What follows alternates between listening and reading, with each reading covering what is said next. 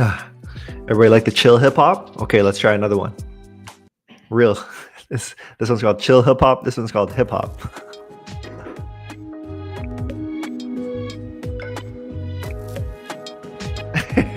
Okay, this is R&B vibes now. Let's see what we got. Nope, nothing. Everybody, okay, I'll run it back. I'll run it back in a second. Everybody, it is so great to be back. It was a long weekend here in Canada, so a little bit longer of a one. Today, we are in for a great episode. You know how it goes, everybody. So for today, we were going to have Morella Crespi and Abir on.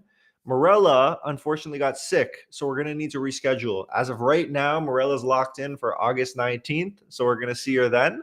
For some reason, as soon as she said, I'm sick, I feel freaking sick too. What the hell? How did this happen? I feel like I'm talking to so many different people across the board who are contracted some type of virus. I think it's because of traveling. That would be my best bet. There's been a lot of travel, so it's like if you get on a plane, it's just hard to like push through. So if you hear the sniffles coming through, that's where it's coming from. If you hear the shortness of breath, I'm dying a little bit. No, I'm joking. Just being dramatic. Just dying a bit at least. But if you're sick out there, I'm with you. I got your back. Let's take our Tylenol and come to life, okay? Awesome, y'all. So for today, what that means is Morella's going to tap in with us on August the 19th, but Abir is going to come up here and absolutely crush it. Abir is creative strategy CFO, man. Like this guy knows numbers like no tomorrow. He's a former CPA, does this thing, has built an amazing team. So there's going to be so many things that we can get into. But as I always like to remind you all about, you are tuning in to ThumbstopLive, okay? So what that means is ThumbstopLive. We are live every Monday to Friday, pending me being sick as the first piece or a long weekend. But we're live every Monday to Friday from 11 a.m. to 1 p.m. ET. You can check us out. We've had some great guests on. Shout out Dara. Shout out to Barry. Shout out to Phil Keel. Shout out to Andrew Foxwell. Shout out to Fraser Cottrell. Shout out to Hannah Haug. Shout out to the whole gang. Everybody's come through so far, and it's just been incredible, and have more and more people who will be joining us. Outside of just Thumbstop at ThumbstopLive, where you can check us out every single day from Monday to Friday, 11 a.m. to 1 p.m. ET. What I did want to spend the first little bit talking about was actually our newsletter. So we have a newsletter that accompanies all of our pushes here. So what that means is that if you subscribe, well, let me go to the landing page first. But if you subscribe to our newsletter, Thumbstop, you can see here, we're going to be talking all about the art, the science, and the execution. And it's going to be landing in your inbox every Sunday. So some big hitters that are going to be nice and easy for you all to digest, bring to your team, and then action upon. So when we're talking about these hitters, what I mean there is this is one that we sent out this past Sunday that I found to be super helpful, even on my end. So on my side, like I'm always trying to get up to speed on what's going on. And something that's quite cool is, as everyone might know, hey, it's Alex P. So she tweeted this out, I want to say a little while ago. Yeah, we can see here back in March, which really resonated with the team. And we're building out like again, what this whole newsletter was encompassed about. But Alex called out here, it's like, okay, how does Meta add creative circle of life go on? What the heck's going on? And I thought this is such a good analysis because like where you start from is an organic creator invents a new format. That format gets memed by others on the organic circle. Some savvy marketer rips this for an ad so it feels authentic. Agency bros catch on and then spam it with bad actors. And then we reach the creative fatigue point of format loses authenticity and signal dies. So I found this to be something that's so funny. And when we're talking about how do you stay on top of the 8 ball of being able to say, well, where do we need to get ahead of so we're able to say we're at the beginning of a trend? I feel like Alex really got this right on being able to analyze what's going on. So in this week's edition of Thumbstop, what the team actually did is tried to go ahead and get ahead of some of those different pieces there. So what do I mean by that? So breaking down into Alex's format here of like organic creator invents, what we're doing is an organic analysis to see what's going on. And we've been able to bucket them into 3 different areas. So we have the easy, the medium, and the hard. And the really cool thing about this week's newsletter is all of these not only include examples, but you're going to be able to export this to GPT too. So you're going to be able to literally say like, okay, I want to create this now. Like, how do I go ahead and create this? So what's really cool about that is if I scroll down, we start off in our easy bucket here. So it's like a fake hypothesis. We've seen that Brooklinen has brought it out this way. You can workshop it in GPT. You can see the fake tattoos, which I found to be super funny, and then work this one out in ChatGPT. So it's funny because like the Gruns, so shout out to Gruns and Chad, like they're doing some crazy stuff all the time, and they have a top tier team. So I think Connor they just hired as the CMO, so they do some really great work. And the really cool thing about this is workshopping it within GPT. I literally click this button, and then that brings me over to ChatGPT here. And now it's literally like, okay, so this is the hook, this is the content, start, and then I'll add some additional context here, right? So let me just enter that because I think that's what it's going to require. And then what I can do is I can send over the details so it applies to my brand. So let's say that I'm trying Hexclad out or something, right? So shout out to Hexclad. You know, I had London on here last week and London dropped some absolute bombs. So we'll go here with the Hexclad. And then product wise, we'll dig into their specialty items. So we'll go like this. And then tattoo style, write a punchy, get this today. So we'll say tattoo style. Well, if I can spell anymore, y'all. Text. Gordon said buy this. Let's see what comes up with.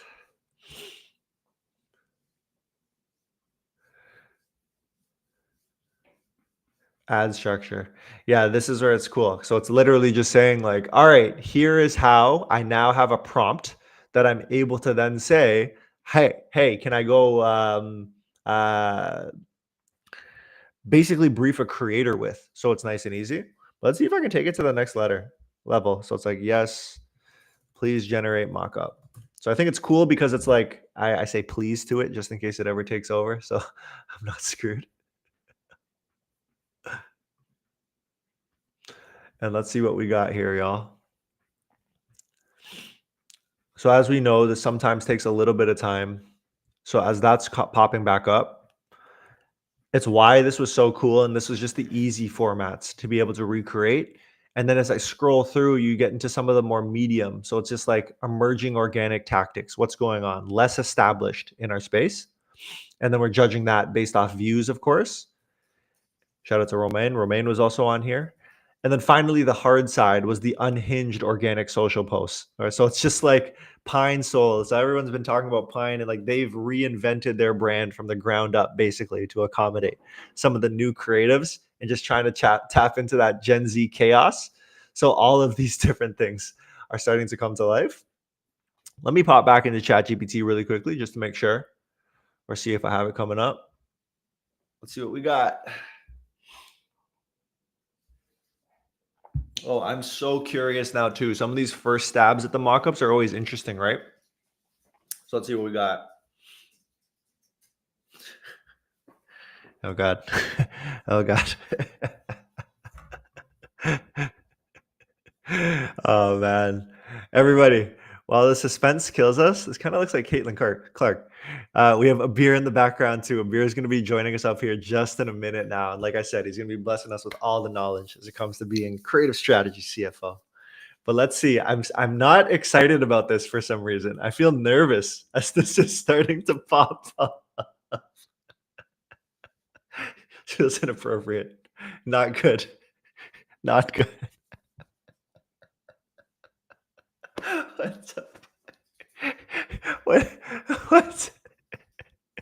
Come on. I think when we talk about like GPT and all the image gen stuff almost being there, this is some of the stuff. I gotta send this to London though. I'm downloading this and sending this to London for sure. This is hilarious, man. It's like, hey, this is your next ad. But very inappropriate tattoo placement, I'd say. I don't think I specified if it should be male or female, but so interesting. So interesting.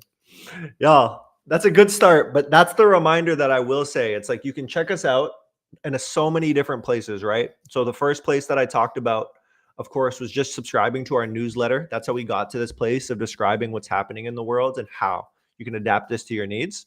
And outside of the newsletter, like I said earlier, we're streaming daily at ThumbstopLive on Twitter. You can see here Monday to Friday, minus Canadian long weekends. And if I'm sick, so that might come up. But here you go. Monday to Friday, we're bringing all the guests to you live and direct. Cool? Cool. So without further ado, I'd love to welcome this guy to the stage. He's going to have so many great things to talk about, and we have all the conversation in the world to catch up on. Welcome to the stage, Abir. Hey, Evan, what's going on? How's it going, man? Holy crap. It's been forever. I haven't spoken in a little while. How you been? I can't complain. It was so funny. Today, I woke up and I was pumped. I'm like, okay, streaming, this is so fun. And I started to feel a little bit sick. So I'm like, no, Oh, no. survive. So I popped one Tylenol and I'm like, okay, this is going to bring me back to life. But other than that, I'm good, man. I'm good. How are you? Good. Things are fun and moving along. Advertising world is always exciting, so never have complaints. Things are always great. Did you have a long weekend? I have not taken a public holiday off in 5 years. So I don't enjoy long weekends. I just like work. I love that so much. Okay, I want to get into more of that in all honesty, because I think like that's a really good topic that we can talk about. But for the folks who are tuning in, like I just want to start nice and easy with a quick tell us about yourself, work history wise. What are you most well known for? Honestly, anything you're willing to share. I don't know that I'm well known at all, but I guess man. a real quick background. I'm a CPA, worked in one of the big four accounting firms, and I was a VP finance at a startup. While I was there, we acquired an e-commerce brand, and due to some strange HR decisions, I ended up having the opportunity to run it, and that was kind of like my first foray into e-com. But I dove in headfirst. It was just finally something interesting. Accounting is not the most exciting thing in the world, so I just got excited about doing something new and actually driving direct value for a business, not just helping with reporting type of thing. So basically just started editing the code for the Shopify theme, started sending emails in Klaviyo, answering tickets in Zendesk. I was managing all the agencies. Eventually I fired the agency, started running all the ads myself too. So kind of got into that world. I just kind of fell in love with it. So eventually I had to quit because of some family health stuff. So took that opportunity to kind of start my own thing. And for a big chunk of time, a lot of that thing was just kind of doing agency type stuff. So just kind of working with brands and helping them with marketing and stuff like that. Eventually I kind of pivoted to something that made a bit more sense, at least given my background, which is specifically kind of fractional finance department for e-com brands. So CFO, accounting, all that kind of fun stuff. But I do, given just my unique set of experiences, because I can do the CFO stuff, but I can kind of do the CMO stuff too. For some brands, I'll kind of straddle the line of helping on both ends. And so I do still get an opportunity to do some media buying. I do limited creative strategy as well. I'm in ad accounts very often. And I think that there's that kind of opportunity to bridge the gap between the marketing side, which is really driving a lot of the growth, and essentially everything else that a brand experiences, as well as kind of the financial metrics, which is keeping track of everything. And not many people can do those two things at a high enough level. So it's kind of a little bit of a special sauce of my own. So still pretty deep on the marketing side of things, but also the CFO stuff, which is easy because nothing changes. It's the same stuff all the time. So for sure. Yeah. Man, I never knew that's how you got started. I didn't actually realize you were in-house and they acquired the brand. That's insane. Yeah. That's insane. So when you were starting out in that gig, did you because going down the path of accounting and getting your CPA is hard, right? It's okay. Well, yeah, it's boring. But yeah, no, it's tough. I'm equating it to the CFA. I have friends who are CFAs, especially in Canada, and it's that's a grueling process that they need to go through. And I'm assuming it's somewhat similar, right? And it's just you invest all this. Oh, mic check. Hello, hello. I got you. Am I lagging? A little bit. Oh, sorry, but it's okay. Let me mess with my settings. Maybe I need to turn it down so it's not 4K stuff shooting at you. All right, sorry. Keep going. Hopefully that's better.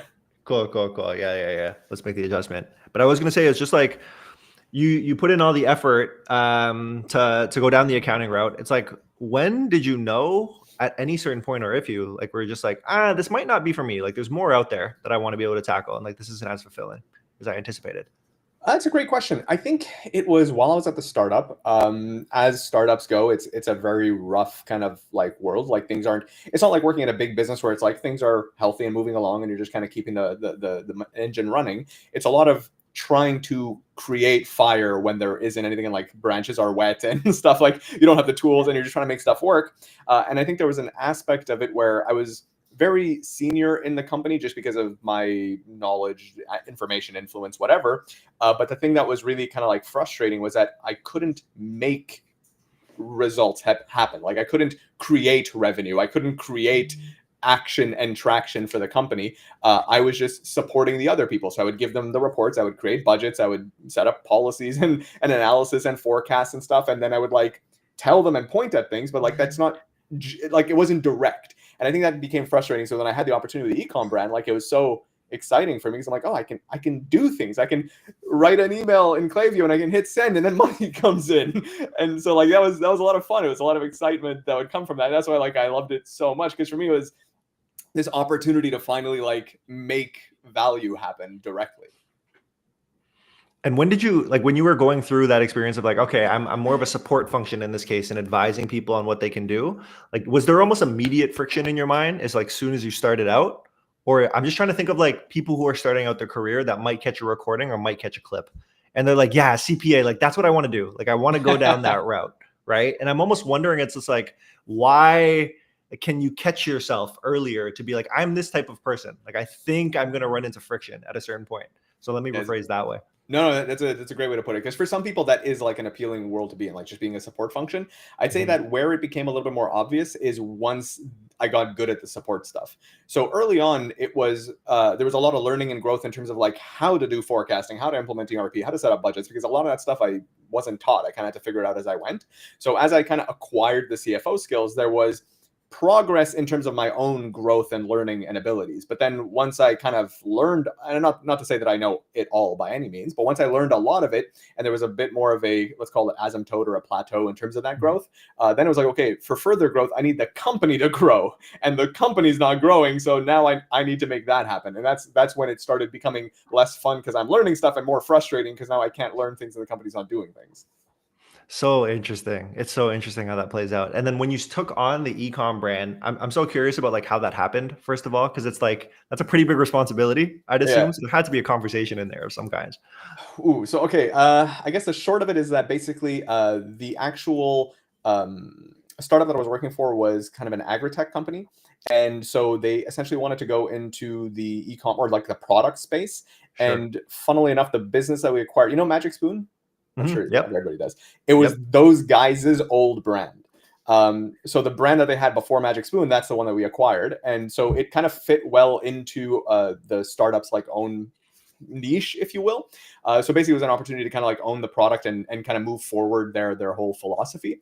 The weird part of it is that for some reason, the conversations with their team or the key people who were supposed to come over with the acquisition that actually ran the brand, like those were not done to enough detail. And I think it was like a few days before the actual deal finished, I was talking to the CEO and he's like, oh yeah, that person said she doesn't want to come over. And I was like, okay. And I didn't want to be a dick about it. Be like, how did you not figure this out sooner? But I was like, okay, you know what? How about I take over? Like I'm sure I can figure it out. And so I remember I had like 1 6-hour call with her or something, like the main person at that company. She taught me as much as she could in that short period of time, and then the rest was just YouTube and Google Yeah. and just figuring Yeah. stuff out.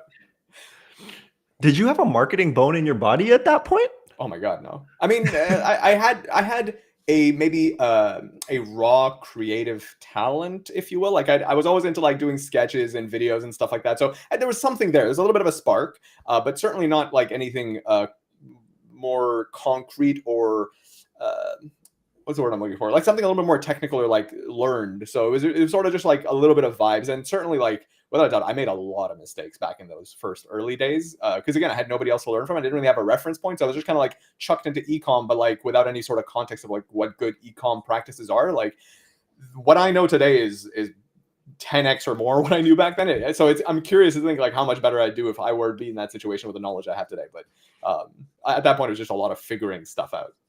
And you're also a good problem solver. Like, I think that's the heart of it. It's just like when you're willing to take it on, because I think I've always gotten the question, it's like, would you classify yourself as a creative person? Like, especially Mm, because I talk about creative strategy all the yeah, time. yeah, And I'm like, honestly, like I can make a deck, like look kind of nice. But for the most yeah. part, it's like the problems. Like I like solving problems creatively. And it's like, how can you make that happen? Exactly. So Yeah, that's the piece that I think like you when I talk to you, it's like that's what I always pick up on at the end of the yeah. day. Yeah. I do enjoy solving problems. It's a lot more engaging than just kind of sitting around and doing things, which was also again part of why the accounting stuff got boring. Yeah, for sure, for sure. And then you're at the ecom brand now and like running the show there. And then you Hmm. talked about that transition over to like fractional work and then like agency side work. Hmm. So talk me through that again. It's just like when was it the moment of, you know what, like been doing this ecom brand for enough time. Like I think I want to like spread my wings and go do my own thing. Yeah, it's so I had to leave just because of some family stuff. So I kind of was That's what you're saying, right? forced to, if you will. I was Sure. still happy there, but it was a good opportunity because, like, because I had to leave kind of abruptly. My first client, if you will, was the same company that I was working for, because they wouldn't have been able to like keep stuff afloat with me just disappearing out of nowhere.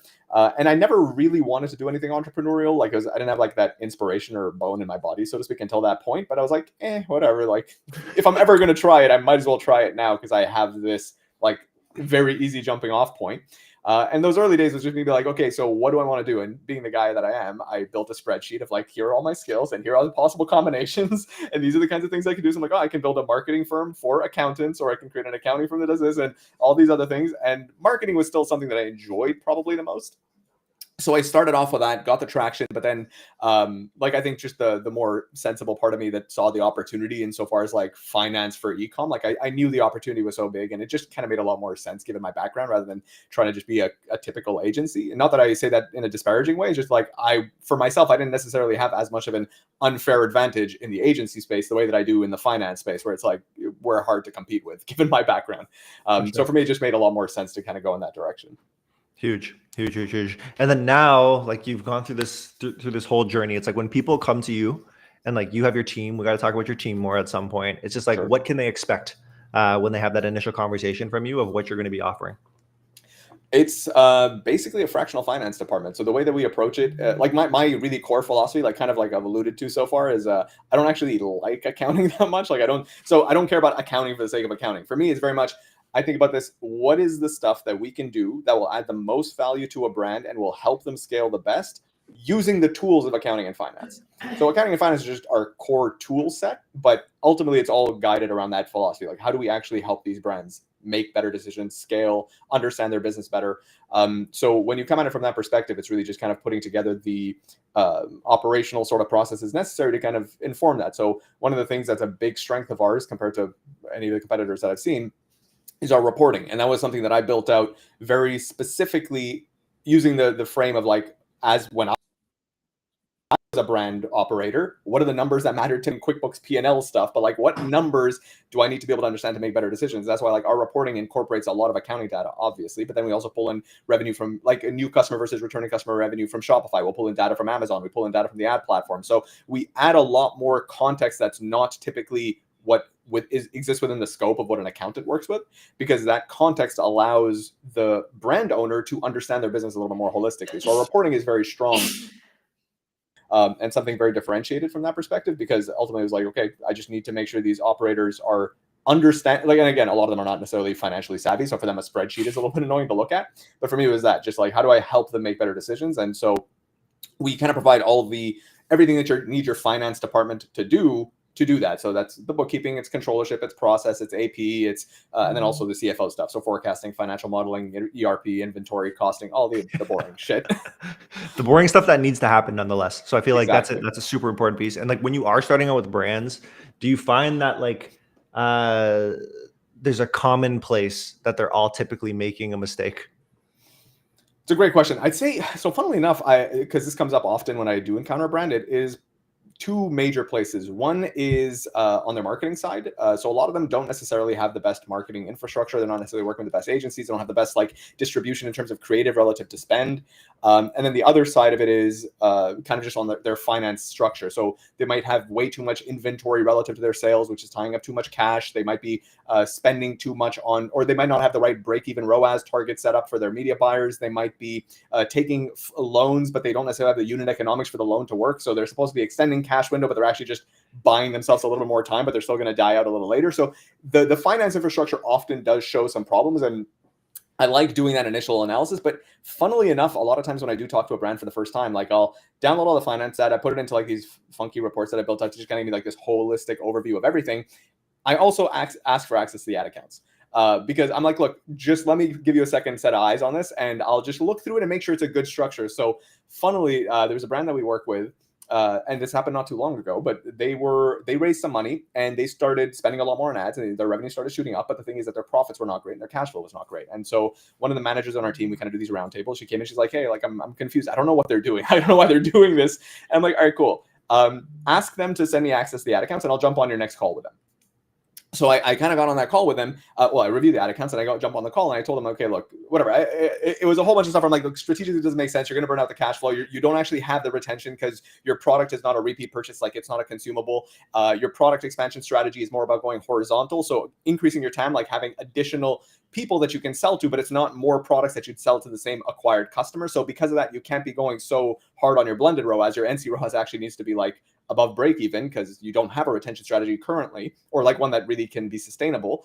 So we talked about all that finance side of things, about like what targets actually make sense for you to be good. But then we also looked at the ad accounts. So one of the things is that they had cranked up their ad spend after they raised money to like, they were spending, I don't know what it was, like six figures a month, some six-figure number.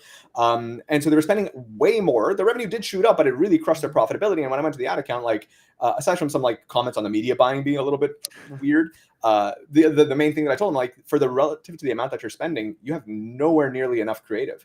And at that point, I was like, if you want, I can introduce you to a bunch of agencies that I know do a very good creative strategy. So I introduced them a whole bunch. They signed with like 2 or 3 of them. And so now they have a much higher volume of creative and a lot more testing going on relative to that spend. We also cranked the spend way down to compensate, but now we're building it back up. So they're slowly building the revenue back up. They're slowly increasing their spend, but at a much healthier NC ROAS. And they also have a much stronger creative pipeline going in, because before the amount of spend that was going to creative, like might have been, I don't know, 2 to 5K a month relative to Right. like, you know, some 6 figures of ad spend. So the ratio just didn't make sense. Right. Oh my goodness. This is so interesting. When most founders come to you or teams come to you, let's say there's like 3 layers, right? It's like they know the numbers really well. They kind of know the numbers. They don't know shit about the numbers, right? So when most people come to you, do they fall into one of those buckets? Almost always the bottom 2. Okay. There's a brand we recently started working with, and they're big though. They're like 9 figures. But in their case, they know their numbers, but that's how they got to 9 figures. So they still wanted to work with us because like they weren't happy with the quality of the work that their team was doing. But one of the CFOs on my team, like he even mentioned, he's like, the founder there, he's like one of the most financially savvy people I've ever worked with, or like one of the most financially founders that I've ever worked with. So obviously, if you're at 9 figures, you probably didn't get there with no financial. Vast majority of brands that we work with, I'd say fall into bucket 1 and 2, or 2 and 3. That.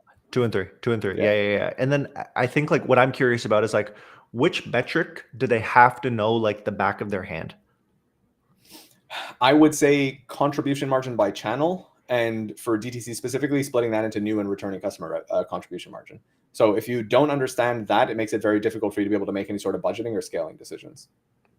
And Abir has a lot of content in the world, everybody. So it's just like it's on Creative Strategy Summit stuff where it's like walking through a deck, going through this. So there's a lot of content out there.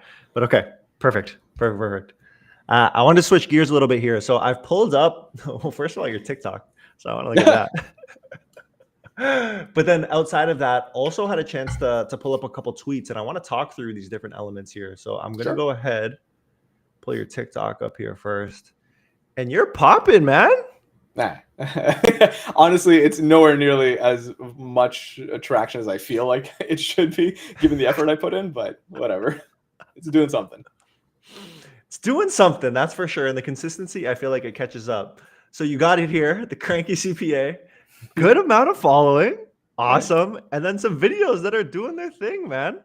So talk me through just the overall, like, why TikTok, why zoom in there, and then the overall strategy and any words you'd like Yeah, to sure. share. Honestly, it doesn't have as much strategy as it should. So the reason I started it was twofold. Number one, I'm like, I spend a lot of time talking to brands about marketing, and I can talk about these things in theory, but if I don't actually like have an account, I don't like feel it myself, I don't get my hands dirty, then like there's a limit to how much I can talk about in theory. Because personally, like the person that I am, I'm very introverted. So I never posted on social media until like this recent start. So like my old Instagram profile from like a decade ago has 0 posts on it because I just don't like posting. So part of it was that I'm like, I need to be able to get my hands dirty to be able to speak to it with a little bit more sophistication. So it's not just me talking from a theoretical perspective. And the second part was I knew I had to build a personal brand, and like I know my co-founders they're not like the types who would. So I'm like, let me just force myself to do it. And so it was that. It was just kind of like, let me get rolling and just get over the social anxiety and just start. And to do that, I think the easiest place for me to start posting was kind of talking about accounting stuff, just because it's something I know inside and out. So I kind of started there. And I think that was probably a mistake in retrospect, because the audience I ended up building up was just a lot of accountants. And at that point I was like, okay, well, I don't actually need this audience. Like, what am I going to do with these people? So like I just kind of fell into that trap. So I got better at it. And like kind of at one point put myself at this like challenge where I'm like, okay, let me post every day. Because if I put myself a challenge of posting every single day, then I'll be consistent, because I have a little bit of I don't know, maybe it's this compulsion from video games where like I just want to hit a high score. So I'm like, I just want to hit that high score. And the moment I'm like, I'm at around 720 consecutive days. So the thing is that like now it's impossible for me to stop, because I'm going to lose my high score. So that's the reason I kept going. I admit that at this point, I'm trying to figure out how to pivot the account towards something that actually like helps me. So focus more on ecom. So like in the last like maybe 4 or 5 videos, actually, I've been posting more about ecom. I think there's one like from 5 days ago that got like 100,000 views or something, which I was talking about like this drop shipping brand that started working with us that like popped, it just had like crazy revenue. So I'm trying to pivot it, but to be honest, like thus far it's just been me keeping up that habit rather than it being like something strategic or valuable. Sure. No, but it's so interesting because you have had ones that pop. Like when I scroll through, like you said, this The one fun right thing about here. being a CPA is that you do get to see behind the curtain of like how much money some people make, how much businesses are actually making, how much certain people are actually getting paid. And the one that always I find The very comments fun are and interesting popping? to look at are drop shippers. Because we work in ecom, we get to work with a lot of like kids who are like 18 to 20 years old who start drop shipping businesses and are making absurd amounts of money. Like, I know there are a lot of claims that'll happen out on the internet of people being like, oh, you can make 500K a month if you start dropshipping. And the problem with those claims is that it's rather rare. Like the majority of people will not be able to do it, but there are a lot of people who are actually quite successful at it. Like we recently hired a fractional CFO, and he came from the ecom world, but more from like the real business of ecom world. So he was working with like normal mature businesses, so to speak. And so he came and joined us, and he started working with us. And right around the same time he started working with us, we closed a dropshipping client. And so we're like, okay, cool, this dude needs some CFO stuff, so you can go and support him. And when he started looking at the revenue numbers that at least the kid was claiming, because this kid was so early in his business that he didn't even have an accounting software or a QuickBooks set up. Like all of his like accounting was just basically spreadsheets, because he hadn't been around for more than a year even. And he was making more revenue than some of the like legitimate, serious ecom businesses that the CFO, had been working for full time in the past. So when he saw, he's like, oh, this kid, I think, what was he? He was making like 2 or 4 million a month, and CFO was like, oh, guys, we need to be careful. Like this is maybe like a liability risk for us. Like this kid's probably committing fraud. We're like, no, I don't think you realize how much money these kids can make. And like he didn't believe us. He was like, no, I think you guys don't realize this is probably fraud. Like we need to be very careful here. We're like, all right, just wait. And then he gets all the information, he sets up the QuickBook, he puts all like connects all the banks and the credit or whatever. He sets them up on an accounting platform. And then he's like, oh wow, yeah, these kids make a lot of money, like $2 to $4 million a month in revenue. It's not necessarily all profit, but god damn, some of these kids scale hard. And they go on, buy the G-Wagons and live a crazy lifestyle, and they're spending, what was it? I think he told me, he's like, oh yeah, he spent 30K at a dinner in Europe. And I was like, yeah, I mean, when you get that kind of money when you're young, like you don't necessarily appreciate it, but good for him. I'm impressed. It's fun to see, honestly. The fun thing about being a CPA, I love it, man. So you've done this how many days in a row at this point? I think it's 7:20, 7:30. Jesus. And then how have you decided? Because there's some version of like you're shooting in your car a lot, right? Yeah. Like, is there a method to the madness, or you're literally like, all right, let me just get this out. Like, this is the time I have. Honestly, there should it's definitely the second. Like for me, the reason I do the car is because again, it's just maybe like habit theory, but like for me, it's a lot easier to just film it if I have like a sequence of behaviors. And so for me, I work out in the morning, and so then I do it right after the workout, which is why I'm usually wearing my workout clothes. So I film it there, then I drive home and I start my day. And so I just kind of like get it off my brain. I don't have to worry about it because there's a pressure that comes from having to film once a day. If I don't do it in the morning, then like the whole day I'm just like, shit, I gotta film that TikTok. I gotta film the TikTok. I can't miss a day. So it's that. And I did notice that like generally the yappier ones where I'm using like the back camera that's a little more clean and kind of just popping it on the phone and like not doing the cuts, like those sometimes do better. Sometimes I end up yapping. Like I think the one I posted today is like 7 minutes or something. So the downside is that I also don't like, I just ramble. But no, I should be more thoughtful about it. The truth is that I spend like 15 minutes a day on this. So like I'm not very strategic about it. I'm just trying to hit the high score at this Yeah. point. I need to become I strategic think about that's it, but right. I'm not yet. Honestly, even on my end, like with this whole streaming thing, it's a similar thing. It's just like get it off the ground. Can I actually Yeah. do this? And it's like how to get more strategic with it over time. And that's why I'm Mhm. like the clipping, man. The clipping after this, like that's what's gonna go crazy, hopefully, True. on Yeah, TikTok. absolutely.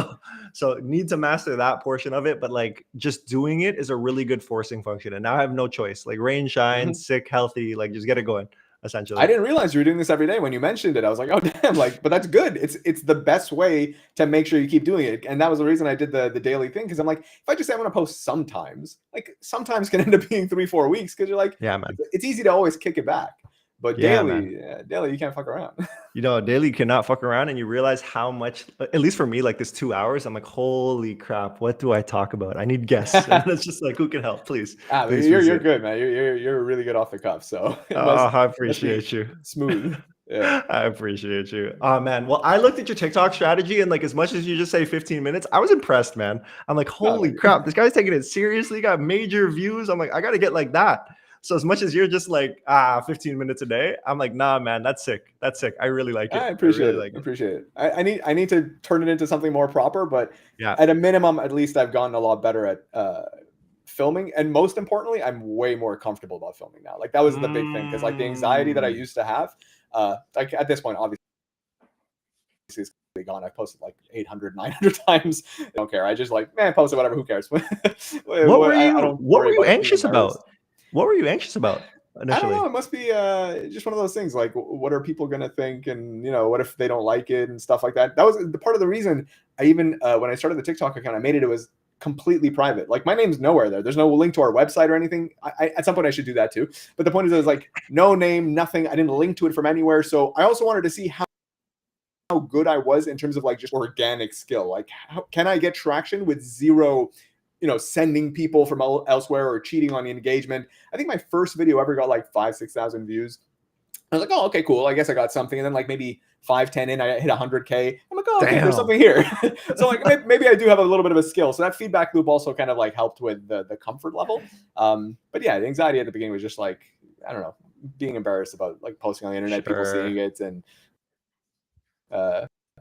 do I know what I'm doing? Like I would have hated to like be bad at it and like not be good. So Have you built up any haters yet? so it's funny a little bit, but not as much as I feel like I should, because the lack of haters makes me feel like I'm not being real enough. Like there's a lot of shit I think that I don't say, and I'm like, oh, I shouldn't say that because then people will get upset. But I'm like, but then I should say that. That's what I should be doing. So for me, it's almost like this inverse correlation. My haters are too low, which means my authenticity is not high enough. And so as haters increase, my authenticity is going up too. So I should probably kind of do a better job of that. Don't kill me, man. The hater authenticity scale. That's so funny. That's so funny. It's like we should optimize for this. More haters, please, please, please bring them our way. I legit though, because otherwise I'm just saying stuff like I'm just either being boring or I'm pandering. And like, I don't want to do that. I know I have views on things that are like not the mainstream perspective. So like, yeah, I should be getting hate. Yes. I'm always curious for like when I can accumulate a hater. Like I just like want to see what happens because I'm like, okay, like maybe something's going right then. Like I want that. Like, we always talk about this. Okay. Abir, I pulled up a tweet here. There's so much more that I want to Sure. dive into outside of this, but improving our hiring process has probably been the highest leverage thing that we've done. So this is more towards like if we look at the life cycle here, it's like on the ups, ups, ups as you're building your team out. I want to start like closer to the beginning though. So as you and your co-founders you were talking about. Sure. So going through that process, I guess what I'm curious about is just like, when did you know it was time to make your first hire?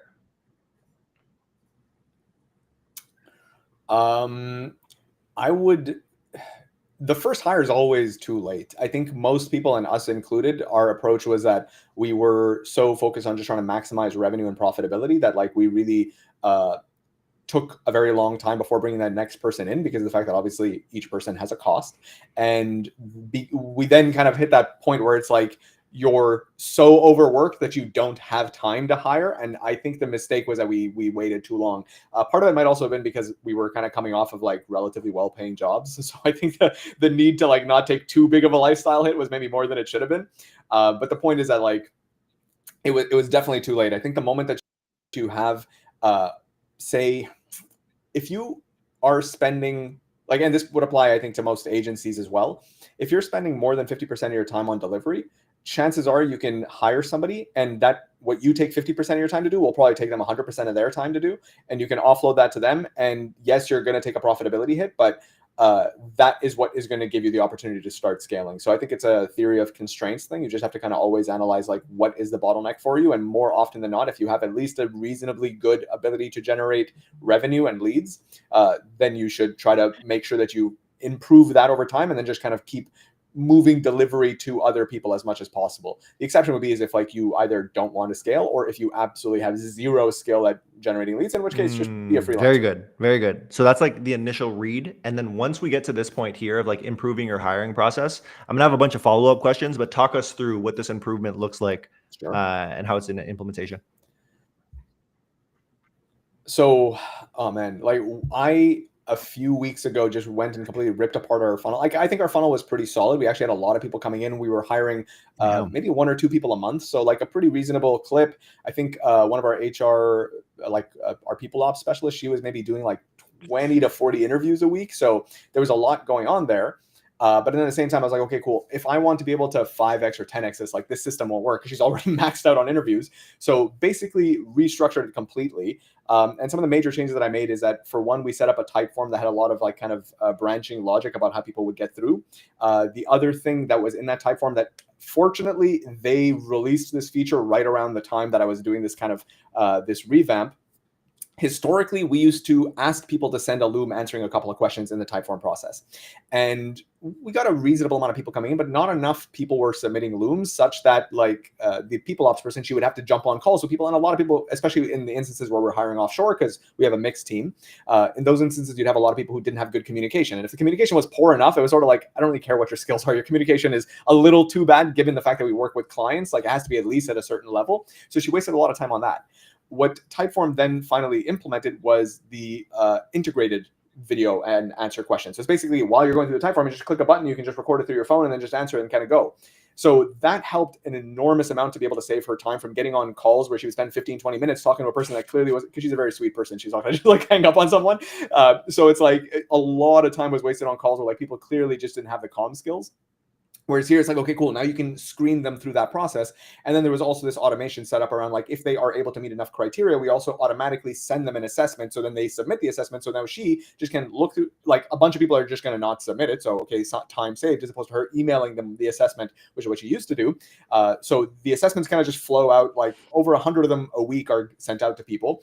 People reply. If the assessment, like again, takes her a little bit of time to kind of run through it, I might eventually change that to a multiple choice question to kind of even save that time. But for now, she runs through it. If it's good, she checks the video. If the video is good too, then she'll jump on a call with them. So now the quality of the people that are actually jumping on the calls with her are a lot better, because that was our major bottleneck. She could only do like 30 interviews a week, and then that's capped out. But if like half of those are a waste, all of a sudden now she's down to like, say, 10 interviews, which in theory means she could work her way back up to 30, but now the quality of that is a lot higher, which means now I can hit the top of funnel a lot better too. And so honestly, like the whole approach was basically me thinking like a marketing funnel, but applying that to hiring. And that's the thing that has made such a big difference, because even our job posts, like I really approached it like a sales letter. So very much thinking, okay, like I need to have a good headline. I need to have a very good title. Like I put a lot of thought into the titles that we use for our job posts. So I don't call it something bland. Like I'll even put emojis into it on the platforms that allow it because I know it grabs attention. And then I like structure the flow of a job post to be able to like to sell them on applying for us to get them excited about it. Then obviously put a lot of money behind it. That's the ad buying portion, I guess, right? But you get a lot of people top of funnel. And then through the type form, it's also designed to be like, very friendly and make it seem appealing. And the part where, for example, we asked them to film a video, it's not just ask them to film a video. I filmed a video too. So that also, from my mind, improved conversion rate because I'm like, okay, they click on my video. I talk for like 30 seconds. I'm like, hey, nice to meet you. I'm Abir. I'm the co-founder of Accounting. We like to ask questions at this stage. And I didn't A/B test this, but I'm pretty sure I'm right. The conversion rate of people being willing to film a video once they've seen me film a video and talking to them is a lot higher. So actually, for one of the funnels where we ran it for, like a lot of people actually said that, like it was so nice to see a founder actually be involved in the hiring process. So again, I film a video, they film something back, so we get a very, very high amount of video responses. Also, because I'm running Facebook ads for our hiring too, because like I'm really going full marketing on this, I was able to then optimize like the conversion event for people who are submitting the type form. And the submission only counts if they filled out in a video. So now I'm optimizing for people who are actually going to submit a video. So I'm getting a much higher volume of people at a much higher quality. And so that then filters out like past that part of the funnel. That helps obviously the person who's doing the interviews. So the ability now for us to 10x, like if I just 10x my spend, I can 10x my hiring. I'll probably have another bottleneck at some point with the interview stage, but I have other solutions for there. But that set of changes is kind of looking at the whole thing like a funnel, figuring out where the bottlenecks were, figuring out where I wanted to improve my conversion rate. I had to rearrange a few steps, but that made an enormous improvement over the last couple of months. Like it's so clear how much not only the volume of people, but the quality of people, and then also the substantial reduction in stress from our people ops person, just because she can do like 10 calls a week instead of 30, 40. Incredible. Are you spoke about the job descriptions, headlines, and treating it like a sales letter. Are you still writing all of the job descriptions? I write either brand new ones I'll write, or it'll be say my director of ops, and then I'll kind of review it and kind of make tweaks to it. But because we are fortunate enough that we're scaling a lot of the people that we're hiring are just more of the same role essentially. So like we'll make tweaks to it, but a lot of those are kind of already built out. So if I need to hire more controllers, more CFOs, more accountants, like those ones are already kind of pretty dialed in. But for new ones, yeah, I'm pretty involved in the actual job description because again, that approach of trying to really put a marketing mind behind it, I think is something most people don't do. Because like even when I first kind of had the idea of approaching like a sales letter, I did my research on LinkedIn. I checked all the other jobs for that particular title, see how they structure it, and it just looks like a terms and conditions. I was like, nobody's going to read this shit. Like I would not read this. This is way too long and it's incredibly boring. So who's reading this? So people are just going to hit apply. Like obviously, especially LinkedIn makes it super easy. So for us, like I made it stand out a lot more. And I wanted people to be excited about working with us. And I love that so much. You spoke about the interviews, the interview stage. So it's like getting people top of funnel and screen, and then interview could be a bottleneck. So how's it going right now? How would you solve a potential bottleneck in the future? Anything you can share there? I would say that how I would approach that bottleneck would come down to what the issue is. So for example, in the past, the issue was that she was doing too high a volume, but a lot of the people that she was getting on calls with were not qualified, if you will, from the perspective of their communication ability. So to solve that, we decided to kind of put in place the filter of the video ask. So making sure that they send a video ahead of time. If the issue then, so it's always kind of a conversation where they're like, the people that you're interviewing, why are you not moving them forward? If every person she talks to, she is moving them forward, but they're kind of failing the assessment before we hire them, we'll say, okay, fine, then maybe we need to make the pre-assessment a little bit more difficult so we have a better filter there. So make that adjustment. If everybody is actually making it to the final stage and everybody's kind of passing the assessment, so they're doing great on the technical and they're doing great on the communication and they're doing great on the interviews, and then she still hits 30 people because let's say at that point we're hiring 5 to 10 people a month, then at that point I would just have to increase capacity. So hire another person to be a Got you. Okay, that makes a ton of sense. I guess what I'm curious about now is like the way that I think about hiring in general is, I don't know if these are the right words, but there's like core competencies and then there's the cultural element. So both of them are just as important, one more than the other potentially. But core competency wise, how did you determine like the main requirements of what you are hiring for? I'd say two aspects to it. So and it does depend obviously on the role, because some roles are, let's call it like volume roles, where it's like I just need lots of people who can do accounting for clients. Whereas some roles are less volume. There's like more Sure. administrative.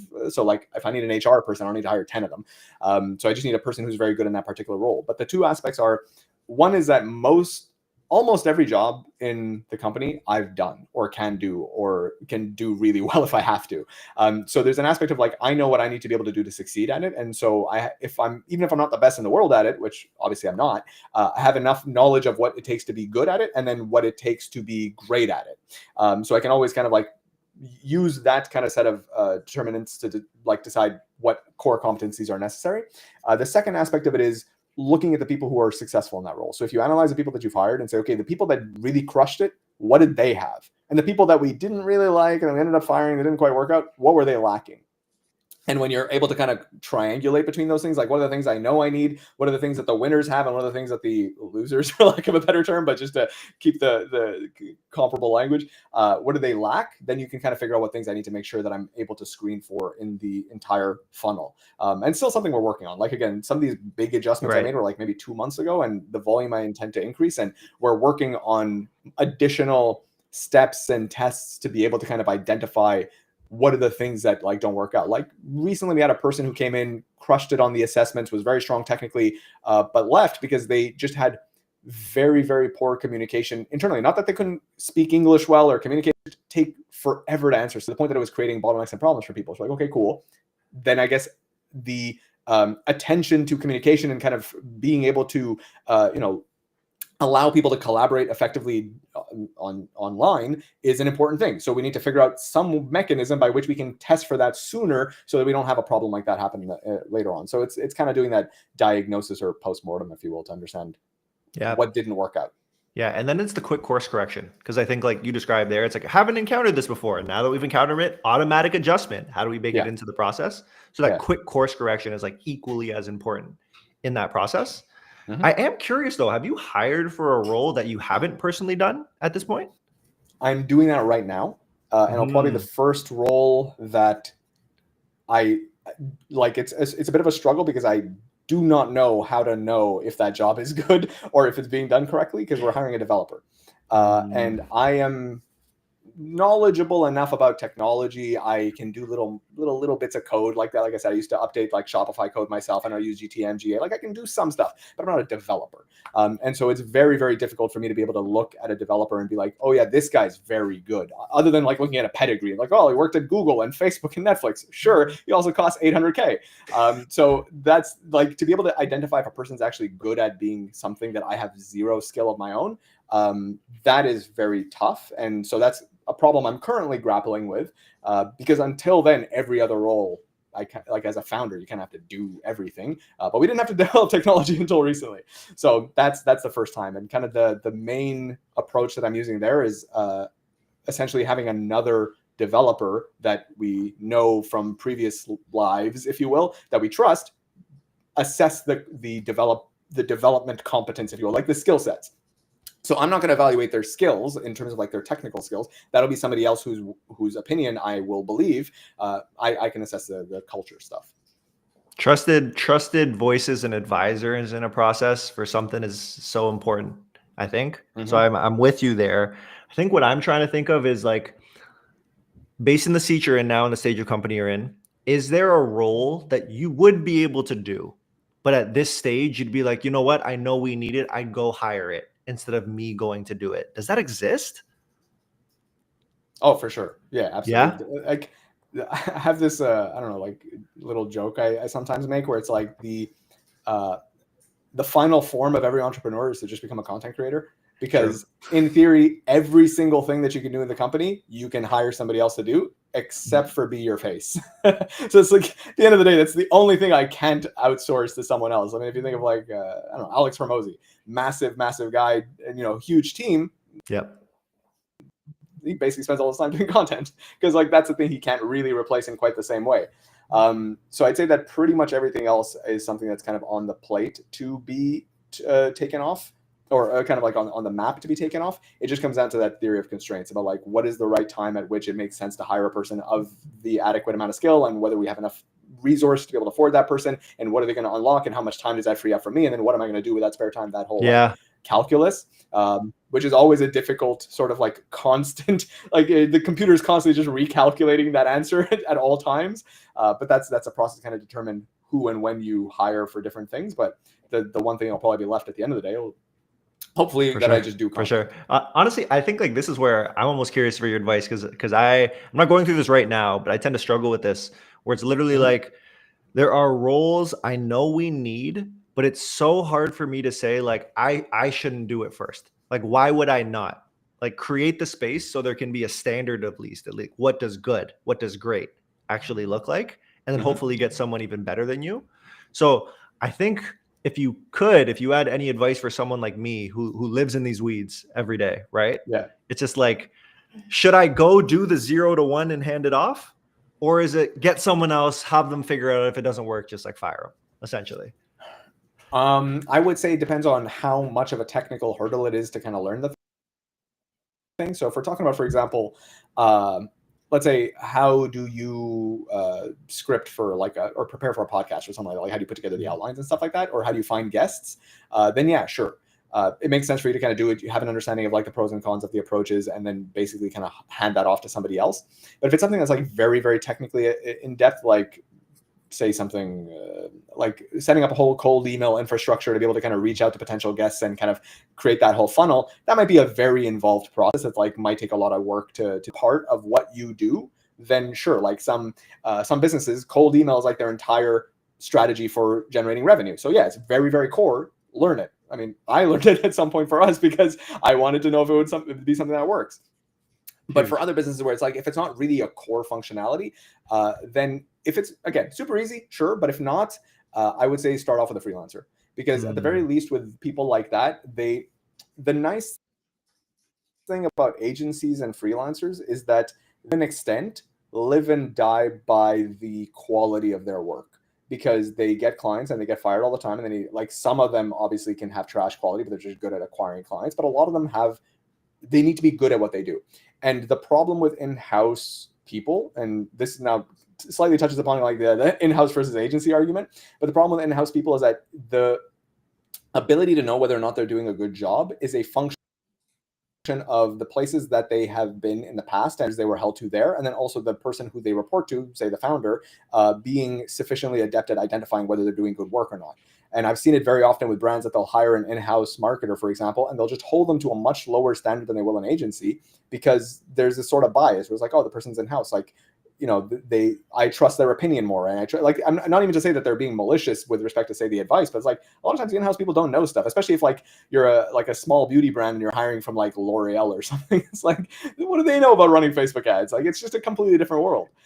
So I think it's one of those things where it's like that bias can kind of get created. But to answer your question, the benefit of kind of working with people who either come highly recommended as an agency or a freelancer, have a lot of reviews or whatever, at the very least they can kind of come in and set a bit of a standard for you. Like, this is what it should look like if it's done well. And it's also a little bit easier to kind of cycle through a few. And if you notice consistency, it's like I worked with 3 different freelancers. They all kind of gave me roughly the same results, had a similar approach. Now you have, you're acclimated to a bit of a standard that you can set expectations to.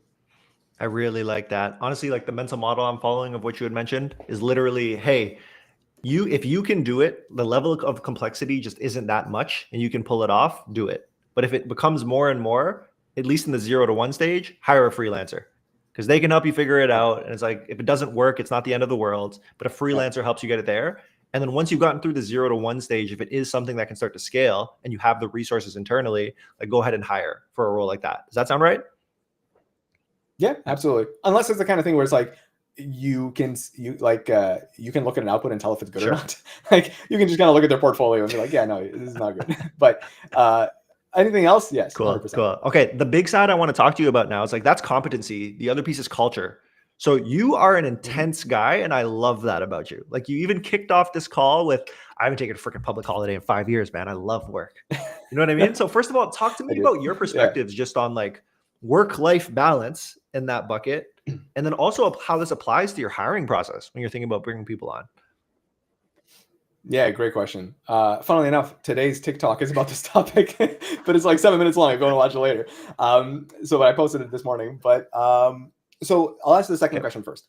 When it comes to values, back in the day, I always thought the concept of corporate values was kind of a bullshit thing. Again, because I worked at a big four firm and I worked at a startup, which was better, but still, like, I never really appreciated what it meant. And people were like, oh, culture and values. I'm like, yeah, that all just sounds like, you know, corporate bullshit.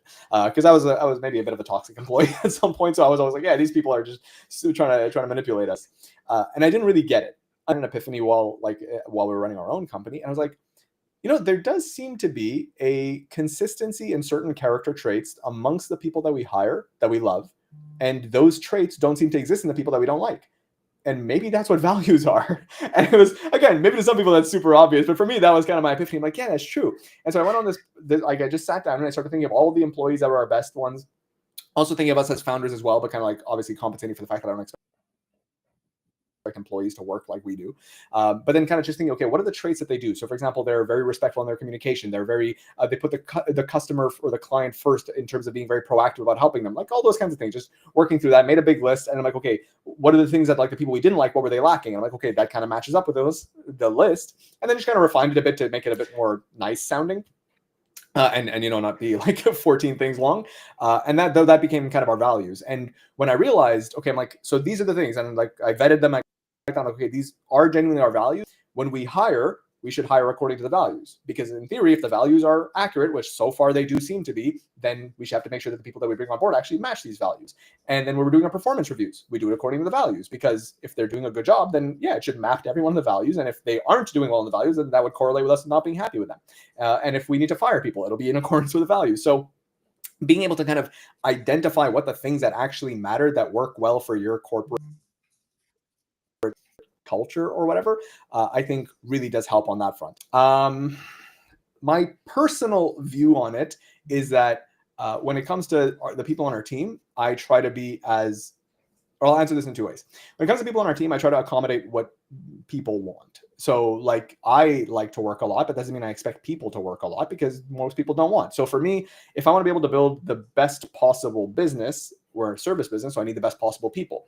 And so essentially, I'm going to set my standard to what do the best possible people want? Because if I can create an environment that they're happy in, then they're going to want to work for us. And if they're not happy, they're going to work for somebody else, and that company will do better than us. So I need the best people. So what do the best people want? If they want ABC, I'm going to give them ABC. Even if I don't personally think they should want ABC, that's my problem. They want ABC, so I'm going to give them ABC. So the standards that I set from a work-life balance are really in accordance with like what the best like A players want. And so generally, like, whatever, it's fairly regular. It's, you know, 40-hour weeks, and we try not to bother people on vacations or on the weekends, stuff like that. But for me personally, because it's very different than the way I felt years ago. Like a decade ago, like I hated work. I was very lazy. I used to play like 30 hours of video games a week. Like I didn't work. Like I didn't like working hard. I was a very lazy kid. But I think I learned to enjoy the problem solving. I learned to enjoy the value driving, and I knew that I'm a relatively, you know, talented person. And so to me, the thrill of seeing how far I can take my own skill and like what sort of heights can I reach just off the back of like what talents I've been blessed with, was just very exciting. So for me, it was just like, let me just see what I can do. And so then just on a day-to-day basis, just problem solving and constantly making, you know, just fixing things and making progress and doing things and pushing yourself and you know, honing your craft. Like I learned to love that. And so eventually I enjoyed it so much. It's like, yeah, I'll go on vacations if there's like a really good reason to, like, oh, all the boys are going to Dubai. It's like, all right, let's go to Dubai, sure. But otherwise, like, why would I take a day off? Like, that's why public holidays to me is like, I have a routine. I have a very nice 5-day routine, and public holidays kind of ruins it. What am I going to do? Just sit around and play video games? I'll just work. I'll get more progress. It's wonderful because everybody else is off. So I can get so much done because no one's bothering me. So I've just kind of learned to love it over time. And again, I know that's a little bit more of a intense sort of point of view, but that's, yeah. Honestly, I fall into a similar camp personally, because again, speaking to the same constraints, let's call them, like with other people, but just like for myself, I find it so fun. Yeah, like when you solve something and you build something from nothing, like it's a thrill. You know what I mean? And it's 100%. Like, holy crap, like did that. That's awesome. I love this. You just want that dopamine. It's speaking to that game, like the gamification, right? It's like, oh, I want to feel that again. Like this is working. Like let's stack. It must be the video game brain. It's just you like winning things. What were you playing? What were you playing growing up? Oh man, everything. I was like, I played all of this stuff. So action RPGs, like whatever, Skyrim, Fallout, Assassin's Creed, Shadow of War. Oh, you're a gamer, huh? Yeah, I'm like everything. But I go 4X with Stellaris and like StarCraft and all that world, and then like League, like ate a massive chunk of my life. I was playing League of Legends for like a decade. I was just playing. I was addicted. So I play everything. This is how I feel when GTA 6 drops. I'm like, is this going to injure or hurt my productivity? What's going to happen here? Like, we'll see. Yeah. Honestly, the only way that I've been able to kind of avoid that, because till maybe like 2 years ago, even with the company that we have, I was still playing like a good 20 hours a week. The only way that I was able to fix that is I basically told myself I'm not allowed to play outside of a Sunday. And that really brought it down to like a good 4 or 5 hours. Like that was the only way I was able to stop the addiction. I'm like, only Sundays. I'm not going to touch it any other day. And then like now it's a lot easier to keep it contained. The rules are so important. I was going to talk to you earlier about when you brought up like you have a routine of you go to the gym, you film this thing, then you're back at it, right? So it's like, have you gone to the gym forever and like working out has been a part of your routine forever at this point? Yeah, I mean, you wouldn't think so by looking at me, but yes, it's been a long time. It was, and funnily enough, it was the same thing that I went from a guy who like never worked out, was not into physical activity, not playing sports, and then all of a sudden, and whatever, it's a little bit of a longer story of how like a friend convinced me to start going. Like he's like, oh, yo, let's go. We'll get jacked for the beach in like 5 months, as if like that's how quick muscle gets put on. But I was like, okay, cool. But then when I started, I was like, I realized at the time, I'm like, the only way I'm going to make this a proper habit is if I do it daily. Because if I say a few times a week, it's just, I'll slack off, go daily. And the way that I would tackle that is that there would be days if I didn't go in the morning because I didn't have a routine quite built in yet, but it'd be like 11:30 at night. I'd be hanging out with the boys and I'd be like, yo, sorry, I gotta go to the gym. And I would drive to the gym and I would get in at 11. That's it. It wasn't even a real workout. It was just, did I hit it? Yes. And because of that, because I knew I had to hit the gym no matter what, I was like, well, if I'm going to go, I might as well have a proper workout. And so then I might as well just put it in the morning because then it'll just be nice instructional. I'll have to get a full hour. And so like that kind of forced me to do it properly because I forced myself to just hit the high score at the beginning. So for like 5 months, I actually didn't miss a single day until I got stuck in traffic. And then I went past midnight. I'm like, no, I finally missed a day. So now I learned to love it. At the time I hated it, but now I really love working out.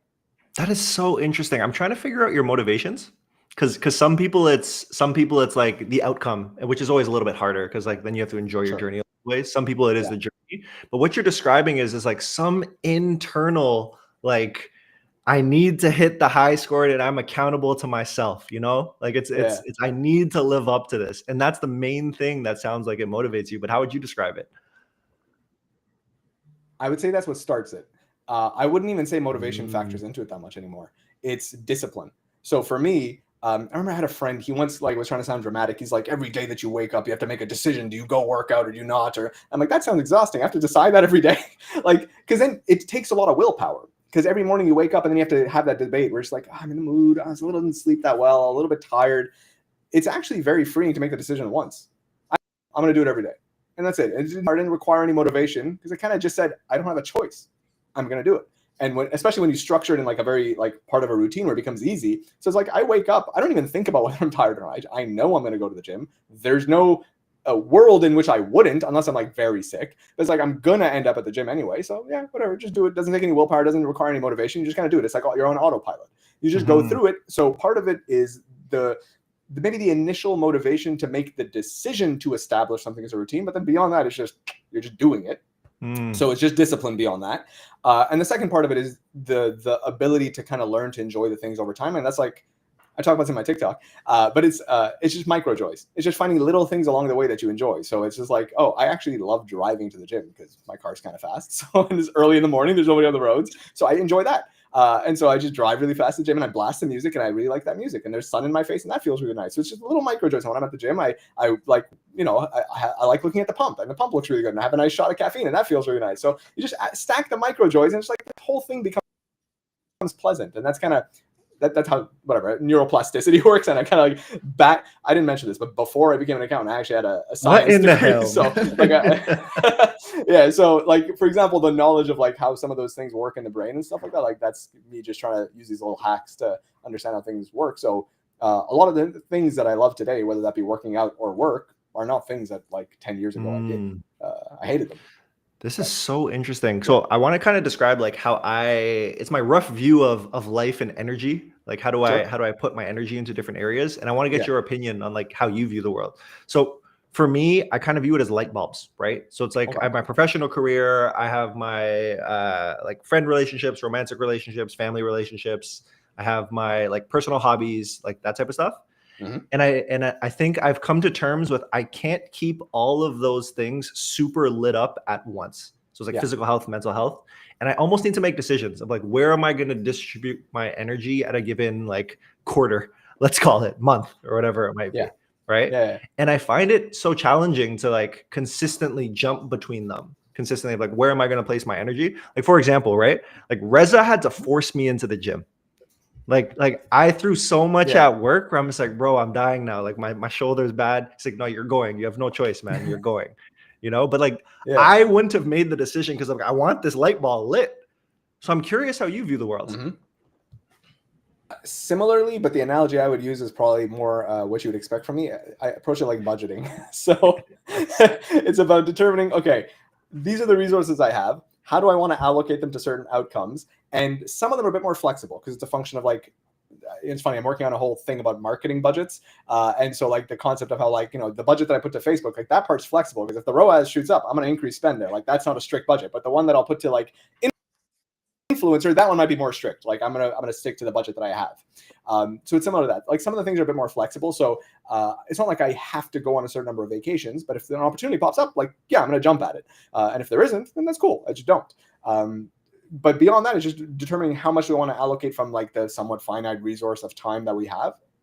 And then, say every few months, just kind of reassessing, like, does this make sense? Is this getting us to our goals of like happiness or the outcomes that we want or whatever? And if it is, then you just kind of keep rolling with it. So for me, I was like, if I'm working out, 7 days a week and it takes this amount of time, with that. If I'm sleeping this amount, that's good with that. If I can see my friends once or twice a week, I'm good with that. If I, try not to ignore my kids too much, then I'm good with that. So if this whole configuration works out and all the blocks are fine, I'm like, okay, cool. This configuration or budget or calendar, or whatever you want to call it, this is good.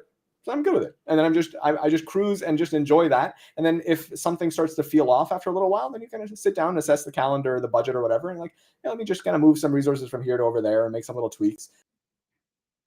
And how much do you typically sleep per night? This is so interesting. Like speaking to introverts, right? Because like introverts, like the social battery tends to like start to dip. So you add things like the conversation, the content creation, the like even the gym and like interaction with people you have there, if you have any. It's just like I'm always so interested because like I myself too am heavily introverted. I need my alone time. Like that brings me back to life. So I'm just like, 100%. Oh man, Abir's like, you got the energy, man. Like, how do I get up there? I don't know if there's a proper term for this, but I'm weirdly good on stage and in like those kinds of contexts. But like, if you put me in like a networking dinner, I'm like dead. I can't do anything. I have no idea how to start a conversation. I have no idea how to carry one. Every like 20 minutes, I need to go and like hide in the bathroom to catch my breath. So that sort of situation, I'm extremely introverted. I can't handle that. Like my social battery depletes very fast. But for some reason on stage or like when I do these presentations, I'm like, I don't know. Something about it is easy. I love that. Honestly, it's just like knowing what gives you energy and what doesn't. Like even with the live streaming stuff, like I was worried about like my energy, but I know that for me, at least how my introversion comes out is just like, I don't mind intimate conversation. Like if I can actually get to know somebody and like have deep conversation, like that's quite energizing rather than like zapping me. So I was like, okay, like that's how I think I'll survive this thing. That'll get me through it. Yeah. 100%. No, I agree. I think, and it does help when you're talking to other people. Like I'll sometimes, like very rarely, but I'll go live on TikTok and stuff like that. And like, I'll do well, but like, it's kind of weird to just be like talking to the screen and like, there's nobody to kind of have a dynamic with. So certainly like having guests, I'm sure makes it a lot easier because you're just having a conversation and there's people watching. For sure. Or they catch the clips after, essentially.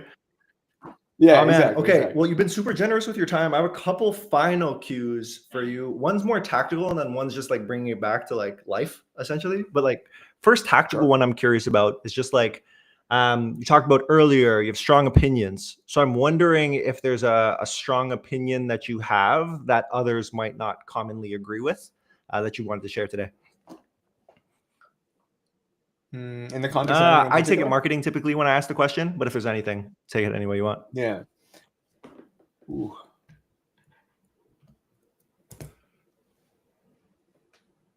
On the marketing side, I'd say that people probably, not all people, but many brands, I think, don't give enough credit to what Meta actually does for their business. And I think that sometimes with like multi-touch attribution tools and sometimes like in-platform reported ROAS and stuff like that, like they can get a bit of a skewed view of like the value that something like a Meta is adding. And I think that that can be a little bit of a loss. I think there's a very, like I was talking about that 9-figure brand that I was talking to, and I was speaking with one of their founders, and it was interesting because he agreed with me on a concept that almost nobody does. And I don't even push this concept too hard because I know it's a little bit like out there, and I don't even necessarily recommend everybody does it. But the thing is that like if you're running an omni-channel brand, there's an argument to be able to just run your DTC at complete break even, to the point that like as long as the people who are clicking on your ads that are actually making purchases, those people are covering the cost of your ad spend and basically subsidizing your ad spend. Just run as much as you can, because it's like free billboards, it's free TV. Like back in the day when you had billboards and television, like nobody was clicking on stuff. You weren't like really rating like, oh, the person saw they went and made a purchase in that kind of direct sort of way. It was sort of just like, we just need to spend to be able to get awareness. And I think Meta does that so exceptionally well that there's this kind of like extreme strategy that you just take your DTC channel, run it at a break even, and it essentially, because of that, is just almost like unlimited free advertising. And then all the other channels like an Amazon and a wholesale and all those are the ones that benefit. A little bit different if you're running DTC only, but at that point, then your new customer contribution margin is the thing you should be running at zero, assuming again, returning customer contribution margin, cover fixed costs, exactly. That's where the finance part of it comes in. But the point is that I think people overall just don't spend enough. So you'll have these people who just kind of try to run Meta at like a weirdly high in-platform ROAS, and then they're running their blended at like a weirdly high thing. And it's sort of like, yeah, look, at the end of the day, you're not, I was talking to a brand the other day. I'm like, yeah, I mean, look, if you're not really going to scale, if you're trying to run it like a 5x MER, like you're doing well, you're like 20 million or something. And that's great. But the thing is that like your competitor who's willing to run at a 3, they're the ones who are going to scale. And so it kind of comes down to like what you're trying to achieve long-term. But I think, yeah, maybe it's not that controversial given the audience of media buyers and creatives, but I think people don't give that enough credit. Yeah, it's so interesting. Whenever I talk to brands, it's always a conversation of like, it's not going to get more efficient as you scale. Like, it's like, there's going to be a minimum that you're okay with, but it's not going to get more efficient. So it's just like, what do you want to do with that? Yeah. Essentially. So I tend to agree. Mm-hmm. I tend to agree. And then the last one I have is I ask everyone who joins the show the same question. If you don't have an immediate answer, throw it to me first. I can jump in. But do you have a favorite quote? And if so, why is this your favorite quote? Ah, shoot. I think you even told me you were going to ask me that and I didn't prepare. I don't know. I'm not a quote guy. I'll throw it to you first. And so I've been using this one. It's different flavors depending on like the period of the problem that I'm dealing with, or like the stage of life, whatever it might be. But I have a Derek Jeter quote that I've been using a lot recently. And it's preparation builds poise, poise builds confidence, confidence changes everything. And then to me, this applies in work, in real life, whatever it might be. But like, put the work in to be as prepared as you can, essentially. Your reps will then give you the poise that you need. And at some point, it'll trickle over into confidence. And like, truly, I really believe it. It's like confidence changes everything at that point. It's just like the world's your oyster and what you can do. So I've been talking to like the sales team about this. I've been talking about on here about this quite a bit. But that's been my go-to. That's been my go-to recently. Shoot. Oh, man. That was mine too. No, I can't use it anymore. Shoot. I don't. Yeah, like I said, I'm not really a quotey guy. The one I'll come up with, just because I think it is relevant, and I think it was very profound for me, and it does kind of tie to the topic we were touching on, at least in like the third quarter of what we were talking about. I read it on a wall somewhere a long time ago. I didn't realize what it was, but it's actually the Serenity Prayer, which I was just like, oh, that's a cool poem when I read about the. Grant me the serenity to accept the things I can't change. And I think like that part of it was extremely powerful, because I'm just like, oh yeah, like, why do I worry about things that I can't do anything about? And I think when I somehow internalized that, like, it made life so much easier, and so much, like, it brought down the anxiety a lot. It brought down the stress a lot. It brought down fear and concerns and sadness, everything. It's just like, yeah, if I cannot do something about it, I don't need to worry about it. And if I can do something about it, then I should do something about it. And that just made life a lot easier. And apparently it's like a Christian thing, which I didn't even know. Yeah, I think it's in the Bible for sure. But I had no clue. I was just like, nice poem. That checks out. Yeah. I'm always, I think throughout this conversation too, it's like I have a lot of these moments too where like I intellectually understand a bunch. right? Yeah. But sometimes it hits different once it enters the soul. So you're talking Yeah. about company values, right? It's like intellectually, it's like, sure, like that's stupid. Like, what do you mean? But then all of a sudden it Yeah. just like hits you in your soul and it's different. Yeah. Right. So it's just like even the control piece, it's like intellectually, I tell myself this every day, but it's like the Yeah. battle that happens like in my soul. I'm like, holy shit. Like, okay, well, I gotta really believe this, like really live this. Yeah. So yeah, man. I think that's why I go back to quotes. Like sometimes it helps like ground me and be like, all Yeah. right, like just remind yourself, a little mantra thing, and like bring me back to like how I need to feel, essentially. Yeah, 100%. Abir, I appreciate you, man. I appreciate you. course. This has been a Thank wonderful you for having me. conversation. Like, thanks so much No, for I coming on. appreciate it. Cool. No, I appreciate it. Thank you for having me. Hopefully, if you ever need to fill a spare slot in the future, feel free to reach out because I enjoy talking to you. So Most it's a lot of fun. definitely. Is there any final words you want to leave with our audience today? No, I mean, I guess maybe it's hard to think about scaling just through marketing if you don't understand the downstream impact that has on everything else in your business and like everything else finance. I think it's one of those things that like Holiday, like he tried to push this and I had a little bit of an argument with him about it, but like he was trying to push this concept of like the forecast and the budget should all be owned by the marketer. And I'm like, yeah, maybe not like owned per se in that like they don't know how to build spreadsheets, but it certainly everything trickles down from there. And I think that the importance that the marketing team has insofar as like the fate and the ability for everything to happen in the business is number one for e-com. But I think that people oftentimes take that fact and then just focus only on the marketing, not realizing everything downstream that's affected by it, and then just kind of ignore it because like, as long as I get a good ROAS, I'm good. It's like there's plenty of brands who could tell you that that's not how it is. You just unfortunately only realize it when it becomes a problem. Huge. Okay, I'll do the plug for you then. Jesus. Sweet. Come on. Check this guy out. Got to follow him on X or Twitter. And then head to the website if you're interested in the services that we talked about today. Going to be helpful. And at some point, you got to put the TikTok out there. That's the one. I'm not going to do it because I know you say you're just building it up. Your name's not out there. Whenever you're ready, I found it. I don't know how I found it, but guess what? Yeah, and I will soon, very soon. I started posting about ecom like a week ago, so at some point I will. I appreciate you, man. Yeah, I'll for sure hit you up. We got to run this back at some point, but I appreciate the conversation. I'll catch you later, man. Absolutely. Most definitely. I appreciate you as well. Peace. There you go. Take it easy. Thanks. Oh man, Bye. Everybody, there's always this awkward moment when it's like, how do I get out? How do I get out? Everybody, this is great. This is so great. I know we had Morella and Abir scheduled today. Like we talked about earlier, Morella's rescheduled, hoping to bring her back on August 19th. She's a little bit sick today, like I am. So she's coming back to life. So we get the full Morella. She's incredible. But Abir, oh my gosh, like I know he was joking around. Not many people know how this guy's wired, but I've known how he's wired for a little bit in the interactions that I've had with him. I always find that people who talk really fast, like myself, there's so much going on in your brain to catch up with. So that part has always been enjoyable. But to hear how he thinks about different scenarios is quite refreshing. Because the question that I asked him about the cultural side of things, like especially when building out a company, so culture of the company and the people you hire, I think the easiest way is like, I'm intense, you have to be intense. Like that's how you're going to work with me. But he had a very thoughtful answer that actually really resonates with me. There's like the what's internal to him, but what's important to his team and not forcing that upon them. So described it as for his team, giving them what they really want. The people who are the best of the best, ABC, what is it, the things that they want and making sure they have it. 40-hour work weeks, you got it. Long vacations, you got it. Benefits, you got it. That type of stuff.